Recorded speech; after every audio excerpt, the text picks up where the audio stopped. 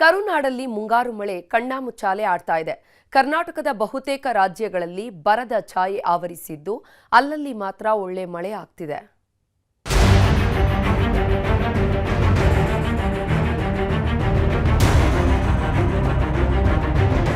ಮಳೆಯಾದ್ರೆ ಬೆಳೆ ಚೆನ್ನಾಗಿರುತ್ತೆ, ಬದುಕು ಹಸನಾಗುತ್ತೆ.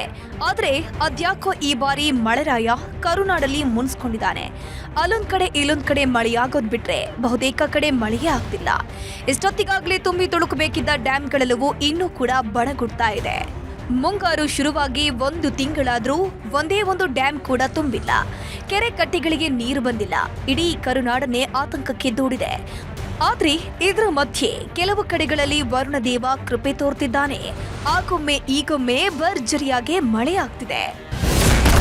ಕರುನಾಡಲ್ಲಿ ಕೈಕೊಟ್ಟ ಮುಂಗಾರು ದೇವರೇ ದಿಕ್ಕು.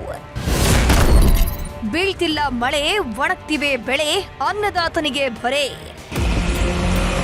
ಪೂರ್ವ ಮುಂಗಾರು ಮಳೆ ಸುರಿದಿತ್ತು.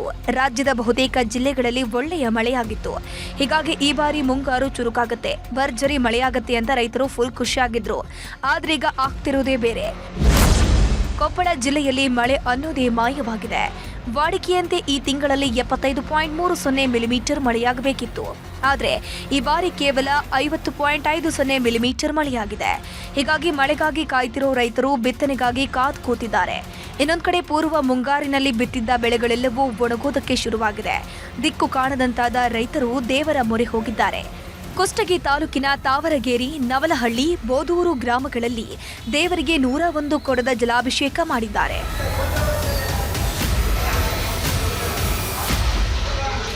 ಭೀಮನಗೌಡ ಅನ್ನೋ ರೈತ 101 ಕೆಜಿ ತೂಕದ ಸಜ್ಜೆ ಚೀಲ ಹೊತ್ತು ಗ್ರಾಮ ದೇವರಿಗೆ ದೀಡ್ ನಮಸ್ಕಾರ ಹಾಕಿ ಮಳೆಗಾಗಿ ಪ್ರಾರ್ಥಿಸಿದ್ದಾರೆ.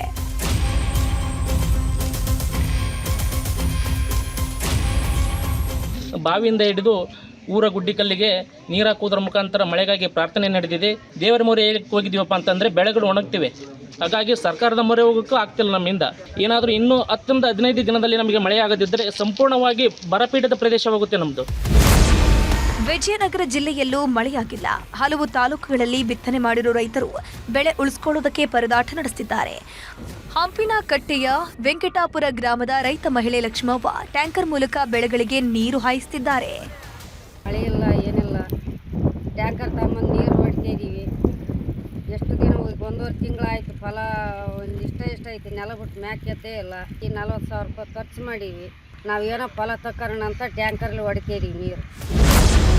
ಇನ್ನು ಕೂಡ್ಲಿಗಿಯಲ್ಲೂ ಮಳೆಗಾಗಿ ಜನ ಪರದಾಡ್ತಾ ಇದ್ದು ದೇವರ ಮೊರೆ ಹೋಗಿದ್ದಾರೆ. ಗ್ರಾಮ ದೇವತೆ ಶ್ರೀ ಊರಮ್ಮ ದೇವಿ ದೇವಸ್ಥಾನದಲ್ಲಿ ಮಳೆಗಾಗಿ ವಿಶೇಷ ಪೂಜೆಯನ್ನು ಸಲ್ಲಿಸಿದ್ರು. ದೇಗುಲದ ಮುಂದಿರೋ ಹೊಂಡದಿಂದ 101 ಕೊಡದಲ್ಲಿ ನೀರು ತಂದು ಗಂಗಮ್ಮ ತಾಯಿಗೆ ಜಲಾಭಿಷೇಕ ಮಾಡಿದ್ದಾರೆ.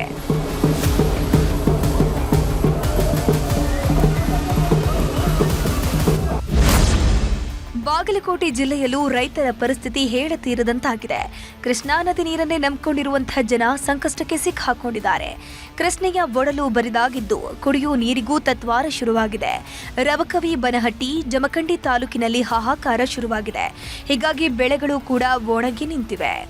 ಹೊಳೆಯಲ್ಲಿ ನೀರಿಲ್ಲ, ಇದ ಕಾರಣ ಬರದ ಛಾಯೆ ಕಾಣಿಸಲಾಕತೈತಿ. ಹೀಗಾಗಿ ಸರ್ಕಾರ ಈ ಶೀಘ್ರವಾಗಿ ಕ್ರಮವನ್ನು ಜರುಗಿಸಬೇಕು. ಮುಂಗಾರು ಮಳೆ ಕೈಕೊಡ್ತಾ ಇದ್ದಂತೆ ಹಿಪ್ಪರಗಿ ಬ್ಯಾರೇಜ್ ಡೆಡ್ ಸ್ಟೋರೇಜ್ ಹಂತಕ್ಕೆ ಬಂದು ನಿಂತಿದೆ. 6 ಟಿಎಂಸಿ ನೀರಿನ ಸಾಮರ್ಥ್ಯ ಹೊಂದಿರುವ ಬ್ಯಾರೇಜ್ ಸಂಪೂರ್ಣವಾಗಿ ಖಾಲಿಯಾಗಿದ್ದು ಜನರ ಕೋಲಾಟ ಹೇಳತೀರದಂತಾಗಿದೆ. ಯಾಕಂದರೆ ಬೆಳಗಾವಿ ಜಿಲ್ಲೆಯ 3 ತಾಲೂಕಿನ 6 ಪಟ್ಟಣಗಳು, 90 ಗ್ರಾಮಗಳು ಮತ್ತು ಬಾಗಲಕೋಟೆ ಜಿಲ್ಲೆಯ 2 ನಗರ, 5 ಪಟ್ಟಣ, 35 ಗ್ರಾಮಗಳು ಇದರ ನೀರನ್ನೇ ನಂಬಿಕೊಂಡಿವೆ. ಜೊತೆಗೆ ಬಾಗಲಕೋಟೆಯ 74,000 ಹೆಕ್ಟೇರ್ ಕೃಷಿ ಪ್ರದೇಶಕ್ಕೂ ಇದೇ ನೀರು ಹರಿದು ಹೋಗ್ತಿತ್ತು.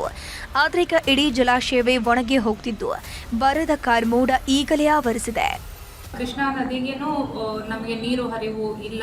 ಹಿಪ್ಪರಗಿ ಮತ್ತು ಆಲಮಟ್ಟಿಯನ್ನು ಪರಿಶೀಲನೆ ಮಾಡಿದಾಗ ಅಲ್ಲಿಯೂ ಸಹ ಗ್ರಾಸ್ ಈಗ ಸದ್ಯ ಸ್ಟೋರೇಜ್ ಇರೋದು 0.84 TMC. ಸದ್ಯದ ಮಟ್ಟಿಗೆ ಪರಿಸ್ಥಿತಿಯನ್ನು ಪರಿಶೀಲನೆ ಮಾಡಿದಾಗ ನೀರಿನ ಅಭಾವ ಇರೋದು ಕಂಡುಬರ್ತದೆ.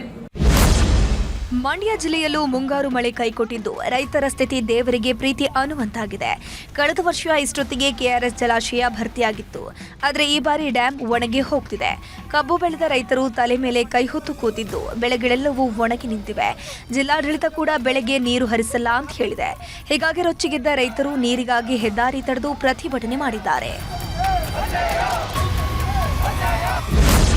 ಇತ್ತ ಕರಾವಳಿಯಲ್ಲೂ ಬರದ ಕಾರ್ಮೋಡ ಆವರಿಸಿದೆ. ಉಡುಪಿ ಜಿಲ್ಲೆಯಲ್ಲೂ ಹನಿ ಮಳೆಯಾಗ್ತಿಲ್ಲ.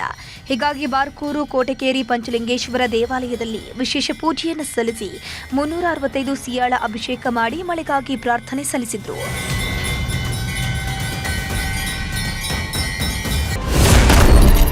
ಮೋಡ ಬಿತ್ತನೆಗೆ ಸರ್ಕಾರದ ಮುಂದೆ ಪ್ರಸ್ತಾಪ.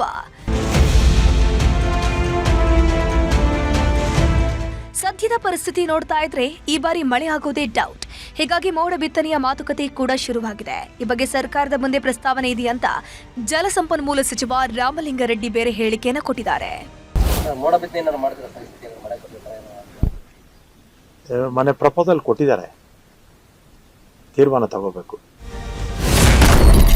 ಕರುನಾಡನ್ನ ಕಾಡ್ತಿದೆ ಬರ, ಅಲ್ಲಲ್ಲಿ ಅಬ್ಬರಿಸ್ತಿದ್ದಾನೆ ವರುಣ.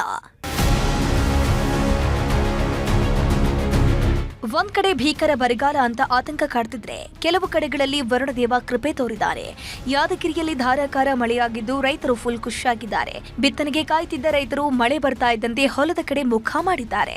ಮಾಚನೂರು ಗ್ರಾಮದಲ್ಲಿ ಸುರಿದ ಮಳೆಗೆ ರಸ್ತೆಗಳೇ ಜಲಾವೃತ ಆಗಿದೆ. ಇತ್ತ ಧಾರವಾಡದಲ್ಲೂ ಭರ್ಜರಿ ಮಳೆಯಾಗಿದೆ. ಬೆಳ್ಳಂಬೆಳಗ್ಗೆ ಮಳೆರಾಯ ಅಬ್ಬರಿಸಿದ್ದು ಮೇಲಿಂದ ಮೇಲೆ ಆಗ್ತಿರೋ ಅಲ್ಪ ಸ್ವಲ್ಪ ಮಳೆಯಿಂದ ರೈತರ ಮುಖದಲ್ಲಿ ಮಂದಹಾಸ ಮೂಡಿದೆ. ಇನ್ನು ಹುಬ್ಬಳ್ಳಿಯಲ್ಲೂ ಒಳ್ಳೆ ಮಳೆಯಾಗಿದೆ. ಅರ್ಧ ಗಂಟೆಗೂ ಹೆಚ್ಚು ಕಾಲ ಸುರಿದ ಭಾರೀ ಮಳೆಯಿಂದಾಗಿ ಒಣಗುತ್ತಿರೋ ಬೆಳೆಗೆ ಮರುಜೀವ ಬಂದಂತಾಗಿದೆ. ಎಲ್ಲಾ ಕಡೆ ಕೃಷಿ ಚಟುವಟಿಕೆ ಶುರುವಾಗಿದ್ದು ಬಿತ್ತನೆ ಕಾರ್ಯಕ್ಕೂ ರೆಡಿಯಾಗಿದ್ದಾರೆ. ಒಟ್ನಲ್ಲಿ ಅಲ್ಲಲ್ಲಿ ಮಳೆಯಾಗ್ತಿರೋದು ಬಿಟ್ರೆ ಬಹುತೇಕ ಭಾಗಗಳಲ್ಲಿ ಬರದ ಛಾಯೆ ಆವರಿಸಿದೆ. ಇನ್ನಾದ್ರೂ ಮಳೆಯಾದ್ರೆ ಸಾಕು ಅಂತ ಜನ ಪೂಜೆ ಪುನಸ್ಕಾರ ಶುರು ಮಾಡಿದ್ದಾರೆ. ಒಂದು ವೇಳೆ ಮಳೆರಾಯ ಕೈಕೊಟ್ಟಿದ್ದೇ ಆದ್ರೆ ಪರಿಸ್ಥಿತಿಯನ್ನ ಊಹಿಸಿಕೊಳ್ಳೋದು ಕೂಡ ಕಷ್ಟ. Bureau report, news 18.